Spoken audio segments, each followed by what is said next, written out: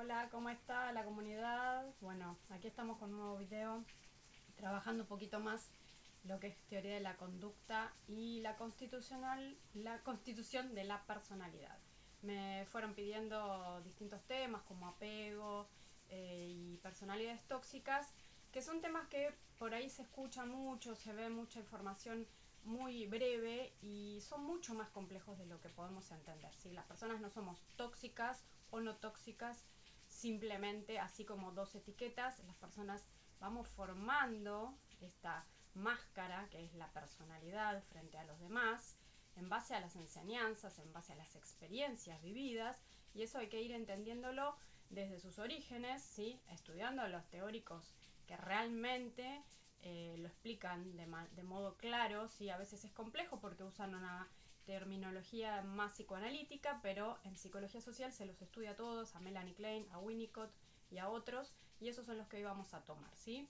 Para entender esto de la conducta humana, entonces hay que ir a la multiplicidad de factores, que es lo que Pichon-Rivière desarrolló en Teoría de la Enfermedad Única, la policausalidad de situaciones, causas y efectos que experimentamos al crecer, ¿sí? En nuestro desarrollo. Entonces, como dije, sabemos que Pichon-Rivière baseó su teoría de la conducta y del vínculo en teóricos como Melanie Klein y Winnicott, quienes se especializaron en la investigación del psicoanálisis aplicado a los niños porque los observaron, ¿sí? Y de ahí fueron sacando sus teorías. Son 10, 15, 20 años de trabajo e investigación para que terminan escribiendo los libros y explicándonos estas teorías que son muy contundentes, ¿sí? Porque vamos entendiendo desde esa observación, además Winnicott era pediatra, o sea que sabía de la constitución del niño y nos explica muy claramente. Por ahí al principio nos cuesta meternos con estos lenguajes, pero es muy claro, ¿sí? Cuando lo vamos analizando y estudiando, haciendo síntesis, vamos entendiendo realmente en profundidad que el niño se va constituyendo en base a ese modelo que es mamá, papá o la persona maternante, ¿sí? Entonces, como decía, acá estamos. Los apegos y los modos en que la madre se identifica, ¿sí? Con el bebé y se relaciona con el niño, porque la madre se identifica con ese niño para poder transmitirle su propia experiencia de vida. En esto tomamos a Melanie Klein, como dije, como Pichon la tomó, y a Winnicott. Melanie Klein lo que descubre en la observación de todas las teorías, era discípula de Freud, todas las teorías de Freud, y las aplica en el trabajo con niños y empieza a observar, ¿sí? Ciertas conductas que se repiten y se repiten, y ella empieza a poder ordenarlas y ver que el bebé, ¿sí? Al pecho que lo alimenta, lo ama, lo acepta, ¿sí? Y esa es la teta buena, ¿sí? El pecho bueno. Y al momento del hambre, de esa sensación de incertidumbre, que el bebé empieza a sentir que si no se cubre esa necesidad primaria, que sea hambre, sostén, abrigo, odia a esto, dividiéndolo, y se convierte en el pecho malo. Así empieza a sentir a su mamá antes de poder desarrollar sus capacidades visuales, auditivas y todas las capacidades sensoriales. Estos son simplemente sensaciones. Entonces Melanie Klein esto lo plantea como la posición esquizoparanoide, en donde divide a la mamá y se siente atacado por la mamá y que tiene que defenderse de esa hambre y de esa sensación que en un principio no sabe qué es, ¿sí? Que él mismo estaría creando. A través de todo este proceso de crecimiento empieza a desarrollar su teoría de los objetos. Bueno, eso es mucho más. Entonces, esa mamá, cuando lo satisface, es la mamá buena, que es todas las sensaciones de placer, de comodidad, de agrado, que después en la vida se nos vuelven a despertar con ese mismo código que comprendimos, más bien experimentamos al nacer. Y todo lo negativo, ¿sí? Digamos, el hambre, la necesidad insatisfecha, la dividió y la separó en el pecho malo, en donde va a quedar esa marca, ¿sí? En nuestra memoria anémica, esa marca anémica, esa huella anémica, como el pecho malo. Entonces, como dije, esto es la posición esquizoparanoide, que Pichon-Rivière lo toma mucho. Y luego tenemos a Donald Winnicott, que fue discípulo de Melanie Klein y que además previamente era pediatra. Él empezó a estudiar psicoanálisis cuando ya tenía 40 años, ya tenía mucha experiencia como pediatra, empezó a analizarse él primero con el psicoanálisis y empezó a ver las conexiones que había con los niños en su consultorio, al observar al niño jugando y al observar a la madre, al padre, esos vínculos, empezó a poder tomar toda esa teoría y sumarla, y luego fue teorizando sus propias teorías, ¿sí? Superadoras. Donald Winnicott lo que profundiza justamente, como dije, es esta función en el rol materno que va más allá de, como dije, de la madre biológica o de la persona, justamente que es la persona que materna. ¿Sí? Puede ser la madre biológica, una madre adoptiva, una abuela, otra persona cuidadora. Entonces, estas funciones básicas que él desarrolló son las que la madre le tiene que ofrecer al bebé para que se sienta protegido, cuidado.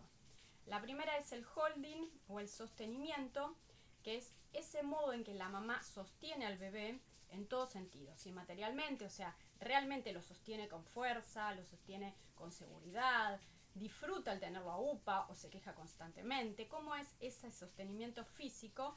Las necesidades afectivas del bebé, si las atiende, si entiende que el bebé se enoja, se alegra, se ríe, se frustra, porque el bebé siente todo esto, no sabe qué es, pero siente, porque la emoción es una energía.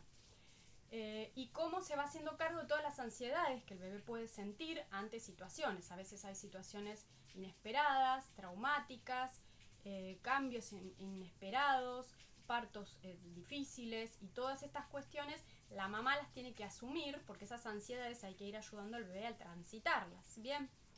Bien, el segundo rol que cumple es el de handing o manipulación, que tiene que ver también con esto, el manejo del bebé, cómo maneja su cuerpo, cómo lo sostiene, si es efectiva al agarrar al bebé, cambiarlo, bañarlo, si el bebé siente esa seguridad o miedo a que se caiga, miedo a que se lastime, miedo a que le pase algo, cómo lo sostiene al amamantarlo, si le presta atención completa, si la mamá siempre está haciendo otra cosa y parece que el amamantamiento es un momento, o la mamadera es un momento de comer, no molestes. Esto el bebé lo siente, por eso es importante tomar conciencia y hacer a conciencia la alimentación, ¿sí? Cómo lo limpia, cómo lo arropa, si lo hace con amor, con paciencia, si le habla, si le juega. Bueno, esto es básico, ¿sí? Tiene que ver con esta manipulación de la mamá hacia el bebé. Y la última es la presentación de objetos, cómo le empieza a mostrar el mundo, cómo juega con el sonajero, le habla, le muestra los colores, le describe las cosas antes de que el bebé pueda verlas, pueda entenderlas. El bebé, su visión sigue madurando una vez que nació, el poder comprender, ve una forma, no tiene idea qué es, no ve un círculo, ve una forma, y con el tiempo y la comparación y la explicación empieza a ver, esto es un círculo, esto es un cuadrado, esto es un triángulo, esto es rojo, esto es verde, esto es amarillo. Todo eso se le enseña a la mamá o la persona maternante, y también en esta función se agrega el papá, en donde empieza a mostrarle, ya el niño puede tener un año y medio, 2, empieza a mostrarle los juegos, el salir afuera, y empieza a mediar, ¿sí? Entonces todo esto que le va a ir mostrando paulatinamente es también parte de ese modo que vamos a tener de conocer el mundo, de ir hacia las cosas, de animarnos a transitarlas, o de sentir el miedo que mamá tal vez nos transmitió sin saberlo, muchas veces son inconscientes, el que te puedes quemar, que te puedes lastimar. Por eso hay que tener mucha atención en qué les decimos a los bebés y a los niños en los primeros 2-3 años de vida, porque esto queda información guardada en nuestro inconsciente y subconsciente, que después no sabemos por qué nos cuesta algo ir hacia eso, pero ahí está esa información. Bien, entonces en estas primeras experiencias, como dije, queda guardado en el subconsciente como esta huella anémica, esta marca que a veces puede obstaculizar a la persona a poder crecer, porque toda esa energía que la mamá no dispuso para que el bebé creciera, para facilitarle, ¿sí?, esta separación paulatina de su propio cuerpo, esto va a quedar como una marca en el bebé, en donde en vez de crecer me dicen que decrezca, y entonces el bebé se detiene su crecimiento, detiene su maduración, detiene su conocer el mundo, investigarlo, ir hacia las cosas, el empezar a gatear, el empezar a caminar. No quiere decir que la mamá es culpable, quiere decir que esto el bebé lo aprendió en casa, ¿sí? En ese modelo, en esas personas que le empezaron a enseñar cómo hacerlo.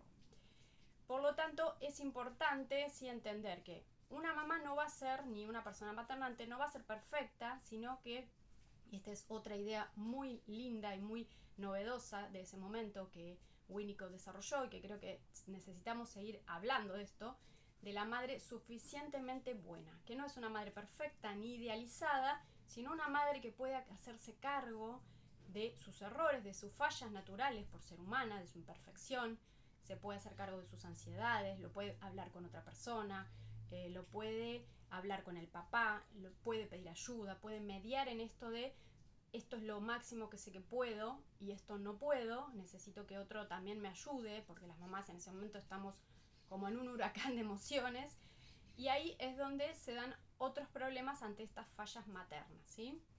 Entonces, esa mamá, como dije, va a tener modos de hacer, apuros a veces, distracciones, sufrimientos internos, ansiedades, miedos, o una dedicación exagerada y le va a transmitir constantemente al niño miedo y el niño lo va a incorporar y va a ver el mundo desde ese lugar. Todo esto se guarda, ¿sí?, en nuestro inconsciente, en nuestros modos primarios, ¿sí?, de ver el mundo y que se consideran las matrices de aprendizaje y que son patrones. También de ahí se desarrollan los patrones de comunicación, los patrones de cómo vemos el mundo, de cómo hacemos las cosas en el mundo. Y si nosotros no nos trabajamos, esto va a quedar como lo natural. Para mí lo natural es ir a la casa de alguien y no mirar, no tocar, no juzgar, no preguntar, necesito un vaso de agua, me aguanto en la sed, porque es lo que me enseñaron, porque para mí eso es educado, no pedir ni no molestar. Y para otra persona que por ahí tuvo 6 hermanos y donde todo el tiempo había requerimientos, es sí, necesito un vaso de agua, necesito esto, necesito el otro. Y no está bien ni mal una cosa o la otra, simplemente son nuestros modos de cómo nos conducimos. Entonces esto conforma nuestra personalidad, nuestra conducta ante el mundo. Fíjense cuántos temas importantes y cuántas situaciones fundamentan nuestra personalidad.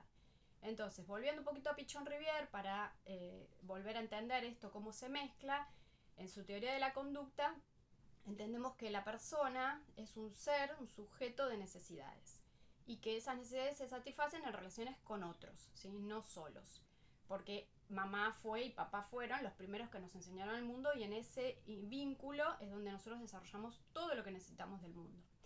Entonces somos una estructura estructurante que se sigue desarrollando a medida de la vida, a lo largo de la vida, en las distintas etapas, pero siempre estamos modificándonos. Esto Pichon Rivière lo explica muy bien en el esquema de los círculos concéntricos, ¿sí? Está la mente, ¿sí?, el primer círculo, el cuerpo, el segundo círculo, y el mundo, el tercer círculo, en donde las necesidades van a ir de mi mente con mi cuerpo y luego con el mundo, que es donde yo voy a pedir, voy a demandar, voy a dar, voy a ofrecer, todo lo que hace un adulto, ¿sí? Y todo esto siempre es desde ese punto básico que era ser un bebé en este mundo. Bien, entonces cómo el sujeto se relacionó en ese pasado con ese sujeto maternante, esa mamá, esa persona cuidadora, marcará el tipo de apego que tenga con el mundo, ¿sí? Marcará esto de poder desarrollarse de modo saludable, siempre entendiendo que la salud y la enfermedad, ¿sí?, no son solamente, o sea, son dos polos, pero el bienestar se considera como este equilibrio de buscarlo, ¿sí? Cuando una persona ya está enferma y ya se le diagnostica algo, por más que esté enferma, siempre hay momentos que puede volver o puede recuperar un poco el equilibrio, volver un poco más hacia la salud, pero la mayoría de las personas, ¿sí?, están constantemente en este equilibrio entre la salud y la enfermedad y siempre trabajando internamente, sin darnos cuenta muchas veces, en pos de esa salud, ¿sí?, en ir hacia esa salud y en mantener ese equilibrio. Entonces, como dije antes, Winnicott... otro tema importante que Winnicott desarrolla es el falso self, que creo que es la parte que se podría tomar como lo de la personalidad tóxica. El falso self es ese yo que se empezó a desarrollar sobre una crianza que tuvo muchas fallas, ¿sí?, en donde la mamá por inseguridades, por miedos, por incapacidades, porque tal vez ella también tiene una personalidad que no pudo desarrollarse bien, no se le facilitó lo que necesitaba. Esa mamá le transmite a ese hijo muchos miedos y no tiene una buena, fuerte construcción psíquica. Entonces, sobre estas fallas y exigencias que la mamá a veces tiene sobre el bebé empieza a construir un falso self. El self es ese punto en donde somos en potencia, sería nuestro verdadero ser, que no es el yo ni la personalidad, sino que es como nuestra esencia más hacia adentro, que es lo que los niños en primera instancia juegan, a eso natural que les viene. Cuando ese bebé no pudo tener todo ese monto de energía, ¿sí?, para toda esa pulsión de vida, no pudo utilizarla para crecer, porque la mamá y el papá y la familia, ¿sí?, en este contexto en el que el bebé nace, se manejan con unos códigos de enfermedad, de desarmonía. El bebé empieza a construir un niño en este falso self. Y entonces ahí va a tener muchas dificultades en poder comunicarse, en poder pedir, en poder decir, en poder ofrecer, en poder dar. Este falso self sería lo que en otras teorías se habla de personalidades tóxicas, ¿sí? Es básicamente, para entenderlo muy simple y rápido, cómo la persona, ¿sí?, como el niño y el bebé se va constituyendo. Luego cada uno tiene que tomar lo que le va pareciendo. Hay montones de teorías interesantes, pero creo que para la psicología social, Winnicott, Melanie Klein son fundamentales. Y entender esto para entender también cómo trabajar cuando trabajamos con grupos, no etiquetar, sino poder comprender, ir más allá. En otro próximo video voy a seguir trabajando estos temas de Winnicott, me parece que son muy importantes, y esto de entender la conducta, ¿sí?, y la personalidad y cómo nos manejamos en el mundo cuando demandamos algo o cuando queremos comunicarnos de forma efectiva. Bueno, ojalá les sea de utilidad y nos vemos muy pronto. Hasta luego.